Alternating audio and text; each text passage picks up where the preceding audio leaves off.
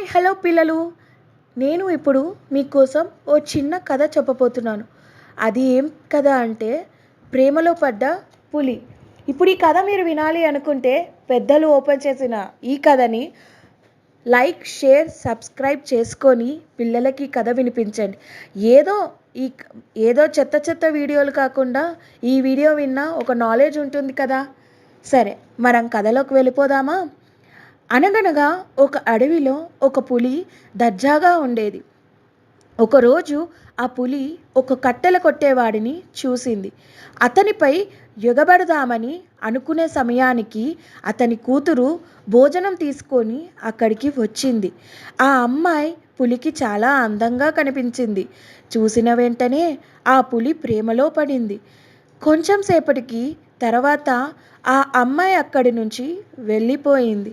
ఆ పులి కట్టెలు కొట్టేవాడితో మాట్లాడాలని నిశ్చయించుకుంది. చెట్టు చాటు నుండి బయటకి వచ్చింది. పులిని చూడంగానే ఆ కట్టెలు కొట్టే అతను చాలా భయపడిపోయాడు. పారిపోయే క్షణంలో పులి ఇలా అన్నది, నన్ను చూసి భయపడకండి, నేను మిమ్మల్ని ఏమీ చెయ్యను. నాకు మీ అమ్మాయి అంటే చాలా నచ్చింది. మీరు ఒప్పుకుంటే పెళ్లి చేసుకోవాలనుకుంటున్నాను అన్నాడు. అతను భయంతో కూడా చాలా చురుగ్గా ఆలోచించాడు. నాకు ఇష్టమే, కానీ మా అమ్మాయి మీ కుర్రలు మీ గోళ్ళు చూసి భయపడుతుందేమో, పెళ్లికి ఒప్పుకోకపోతే అన్నాడు. పులి ఆలోచించకుండా మీ అమ్మాయి కోసం నేను నా కుర్రలు గోళ్ళు తీయిస్తాను అన్నాడు. ఆ మాట వినగానే అతని పులి గోళ్ళు దంతాలు కోసేశాడు. దంతాలు గోళ్ళు లేని పులి అంటే భయం ఉండదు కదా. కట్టెలతో రాళ్లతో చేతికి అందిన ప్రతి దానితో పులిని తరిమి తరిమి కొట్టారు.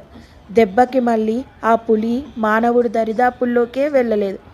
ఈ చిన్న కథ ద్వారా మీకేం అర్థమైందో మీ పిల్లలకి తెలియచేయాలనుకుంటున్నాను.